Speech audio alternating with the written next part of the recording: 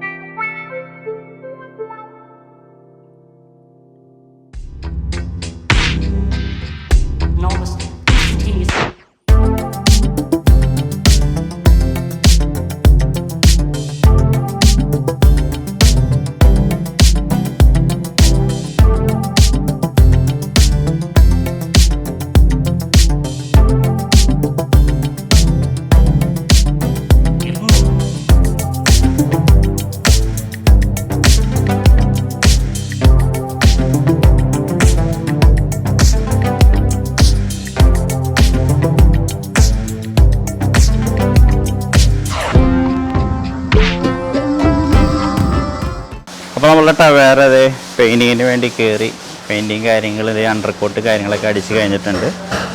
വണ്ടി നല്ല രീതിയിൽ പ്രോപ്പറായിട്ട് ഷേപ്പും കാര്യങ്ങളൊക്കെ എടുത്തു. അണ്ടർകോട്ട് അടിച്ചിട്ട് കുറച്ച് ക്ലിയർ ചെയ്തിട്ടിരിക്കുകയാണ് ഫൈനൽ കോട്ട് അടിക്കാൻ വേണ്ടിയിട്ട്. സെയിം കളർ തന്നെ കേട്ടോ. കസ്റ്റമർ ഉദ്ദേശിക്കുന്നത് സ്റ്റോക്ക് ലുക്ക് തന്നെയാണ്. വേറെ ഓൾട്രേഷനോ കാര്യങ്ങളൊന്നുമില്ല. സ്റ്റോക്ക് ലുക്കായിട്ട് തന്നെ വണ്ടി ഇറക്കുക. കാരണം ഒരു ഐഡൻറ്റിറ്റി ആണെന്ന് പറയണേ ഈ ഒരു വണ്ടി. അവരുടെ നാട്ടിൽ അവരുടെ ഐഡൻറ്റിറ്റി ആണെന്ന് പറയണേ. അപ്പോൾ ആ ഒരു വ്യത്യാസം വരുത്താണ്ട് തന്നെയാണ് നമ്മൾ ഈ ഒരു വണ്ടി ചെയ്യണത് കേട്ടോ.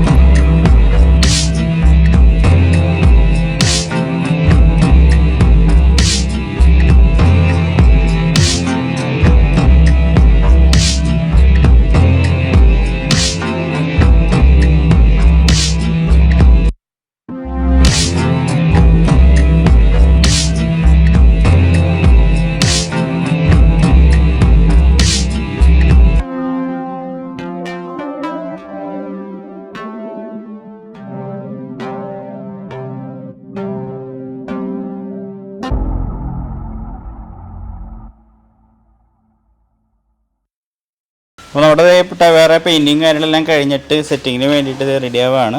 ഇപ്പോൾ നമ്മൾ പ്ലാറ്റ്ഫോം കാര്യങ്ങളൊക്കെ പോസ്റ്റും കാര്യങ്ങളൊക്കെ അടിക്കുന്നുണ്ട്. അതിനുശേഷം നമ്മളിപ്പോൾ ഫ്രണ്ട് സെറ്റിങ് കാര്യങ്ങളൊക്കെ ചെയ്തുകൊണ്ടിരിക്കുകയാണ്.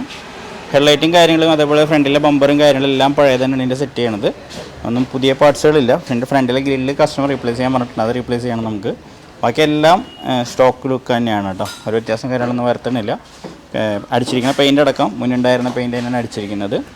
പിന്നെ അതേപോലെ തന്നെ നമുക്ക് ഈ ഒരു വണ്ടി നമുക്ക് ഇതേപോലെ വന്ന എക്സ്പെൻസ് നമുക്കിപ്പോൾ പറയാൻ പറ്റും. ഏകദേശം ഒരു 54,000 അപ്രോക്സിമേറ്റ്ലി നമുക്ക് ഈ ഒരു വണ്ടി ഫുൾ പെയിൻറ്റിങ് പ്ലസ് സെറ്റിംഗ് അടക്കം ചെയ്ത് ക്ലിയർ ചെയ്യാനായിട്ട് വന്നിട്ടുണ്ട്. പ്ലസ് ഇപ്പോൾ പ്ലാറ്റ്ഫോം കാര്യങ്ങളൊക്കെ ചെറിയ പാച്ചും കാര്യങ്ങളൊക്കെ ഉണ്ടായിരുന്നു.